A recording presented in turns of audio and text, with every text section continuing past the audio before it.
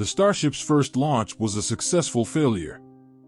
Elon Musk, sitting in the control room of his SpaceX in Boca Chica, witnessed $2 million go up in flames at 2:37 p.m. Universal Time on April 20, 2023.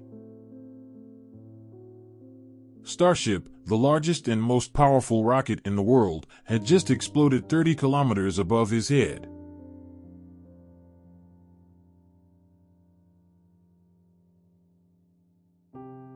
For a brief time, when his director framed him in close-up, the tycoon appeared displeased, then a smile, his fingertips stroking his smartphone. "Congratulations everyone, we learned a lot today, and soon we will be ready for a new launch. Meanwhile, we will improve dependability." The world's richest man has already submitted the first flight test of the rocket designed to send man back to the moon, then leap to Mars, transforming humanity into a multi-planetary race with this message on Twitter, which he also owns. One must always go forward in his frantic itinerary, which includes such bagatelles as running Tesla. He inherited and adapted from science and technology the idea of get it wrong fast, learn even faster, which he applies in every business and, more importantly, in every part of his life. Not least because he puts up the money out of his own pocket and can spend it whenever and however he likes. This is clearly prohibited at NASA, which, as a public body, must be very careful about how it spends taxpayers' money and is, in fact, required to move at a slower pace than Musk. On closer scrutiny, Starship's first launch didn't go so badly. The mission to launch the spacecraft capable of taking 100 passengers to the Moon and Mars into orbit failed, but the spacecraft in the first stage, the Super Heavy rocket, didn't detonate on launch. Isn't that something? Much better than the initial Starship-only launches, remember them? Explosions that have already occurred on the ramp or at extremely low altitudes. The sixth attempt was successful, with the spaceship landing on the Earth after rising the sky, as seen only in science fiction films. Today, though, was more challenging. In reality, today's test was the first with both giants assembled, the 70-meter-tall, 200-ton Super Heavy rocket, outfitted with 33 Raptor 2 methane and liquid oxygen engines, and the 50-meter-long, 100-ton Starship spacecraft atop it. The former was completely gleaming due to ice developing on the surface and being chilled by the supercompressed gas in the tanks, while the later was half black due to thermal plates serving as protection upon re-entry into the atmosphere. The launch attempt began with the same routine operations witnessed in prior tests, beginning with the closure of the road leading to Boca Chica Beach. Thousands of people gathered at a safe distance around the launch site to witness the historic test. More than 1.5 million people watched SpaceX's live streaming. When SpaceX was ready, local authorities began searching the Boca Chica Beach and surrounding area to ensure that no unauthorized persons were there for the launch attempt. The clock was suspended with less than 40 seconds to go, as it had been 3 days previously. But this time there was no need to be concerned that the mission would fail to take off. Looking out over the silent marshes that pushed the rocket to the horizon, one could tell that this was it. Don't ask me why, but you could figure it out. The launch director must have felt the same way, assimilating the knowledge that a slew of sensors were bouncing off his monitors, and it only took him a few minutes to resume counting. Whereas a NASA operator would have stopped the countdown at the first sign of trouble, the free enterprise of a private firm like SpaceX, which now launches Falcon rockets at a rate of 1 per month, has clearly allowed engineers to learn when to be concerned and when to take calculated risks. So the flight director gave the order, "Go, launch." And Starship began to rise majestically, 1 inch at a moment, separating itself like a phoenix from the engulfing blaze of flames. And who knows if hell can be as hot as this. The temperature in the ramp approached 2,800 degrees Celsius, which is twice the temperature of a blast furnace. But nothing melted between the metal and the concrete because everything was quickly swamped by floodgates of water pumped from the swamp. Within seconds, which seemed like an eternity, the vehicle passed the tower and began to tilt toward the Gulf of Mexico as the entire system began its gravitational turn, all to the cheers and applause of SpaceX employees gathered at the company's headquarters in Hawthorne, California. During the first 2 minutes of flight, debris was clearly seen being ejected by the rocket all over the ramp, and even the exhaust from the engines did not appear to be the cleanest. Regardless, fingers and toes crossed that you were already in the first minute of flight. With what a sight it was, Super Heavy all shimmering, Starship all black, still unified silhouetted against the celestial sky, with a bluish trail of burning methane beneath them. The rocket reached an altitude of 6 kilometers and a speed of 680 kilometers per hour within 60 seconds of takeoff, with ground tremors reported as far as 15 kilometers away. And it was already amazing that everything was still in working order.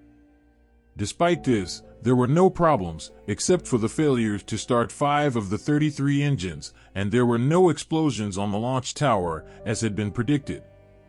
And, let's face it, Musk was already saving money and time cleaning and rebuilding everything. The flight is currently in its second minute, and the imperious rise continues 120 seconds after takeoff. The Starship has broken through the sound barrier and is traveling at 1,600 kilometers per hour at a height of 21 kilometers. Only 26 of the 33 Raptor 2 engines placed in 3 circles light up, a technological wonder that is also a work of art, but no worries, the system is constructed on the principle of redundancy. The engines were not planned to run at full thrust during this test flight, yet even at this amount of thrust, Super Heavy officially became the most powerful rocket ever launched, producing around 6,800 tons of thrust. The previous record was held by the Soviet Union's N-1 rocket, which had a 4,626-ton takeoff thrust. The speed had surpassed 2,000 kilometers per hour by the third minute, and the altitude had reached 38 kilometers. The operation for separating the first and second stages, the Super Heavy Buster and the Starship spacecraft, should begin soon. At this time, it is expected that the entire assembly will tilt, so if you notice it tilting, don't worry, at least until the speed begins to decline toward 1,500 kilometers per hour and then drops again. The convoy now appears to be on the flank and is even pointing toward Earth. Things become perplexing and precipitous. One expects the worst. We're in the 4th minute, and those watching at home or among the thousands of spectators stationed 3 kilometers from the facility begin to pray nervously in ancient Aramaic. It's panic because Starship was already sympathetic to us. Not only that, but if everything explodes, everyone who stands around with their noses in the air is in danger. Is that correct? Regardless, with the cold-bloodedness that humans would not have had, the control room makes major judgments in a matter of seconds. First, it directs the emptying of high-pressure fuel tanks.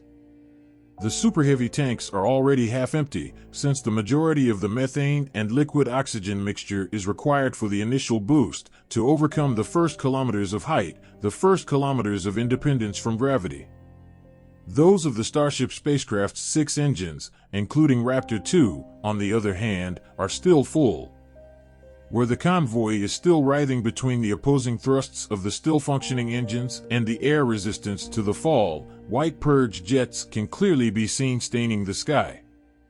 Only then, in the control room, did they press the self-destruct button, resulting in 300 tons of metal shards opening out in umbrella-like clouds and vapors and then falling hard into the no-go zone of the Atlantic Ocean.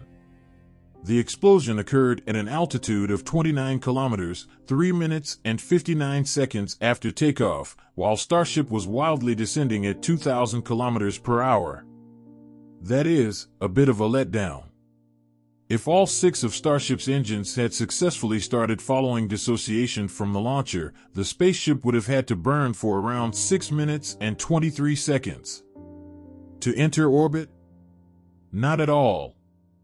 SpaceX had decided to re-enter the spaceship into the Pacific Ocean, just northwest of Hawaii, with no additional engine ignitions.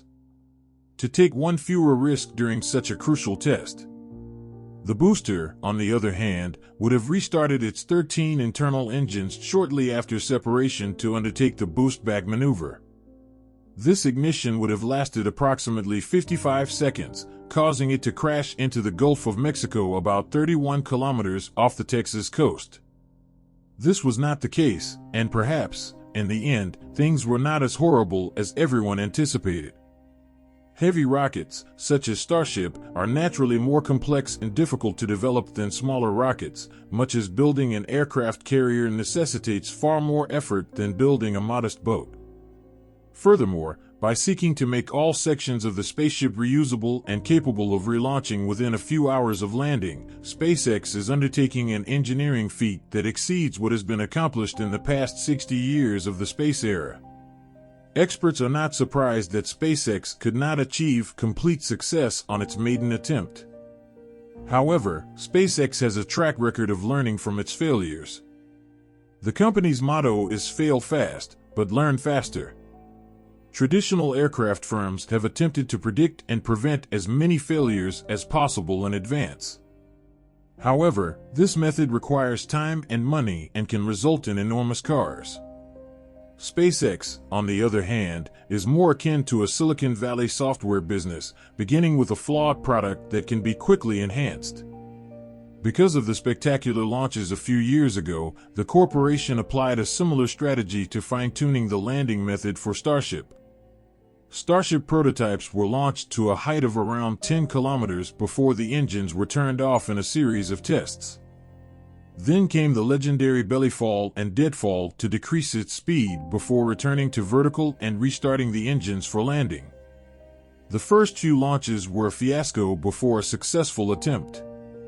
After all, SpaceX, as one of the most valued private firms, has a big financial buffer to absorb setbacks, unlike in its early days when 3 of its initial launches of its modest Falcon 1 rocket failed to reach orbit. Musk scraped the bottom of his available money to fund a 4th launch on that occasion. SpaceX would have discontinued operations if it had failed, and the 4th launch went off without a hitch. In short, it frequently requires a lot of luck as well. For my part, I can only say that it would have been much better if it hadn't blown up, but it was still fantastic. And I won't see you again until next fall at the earliest.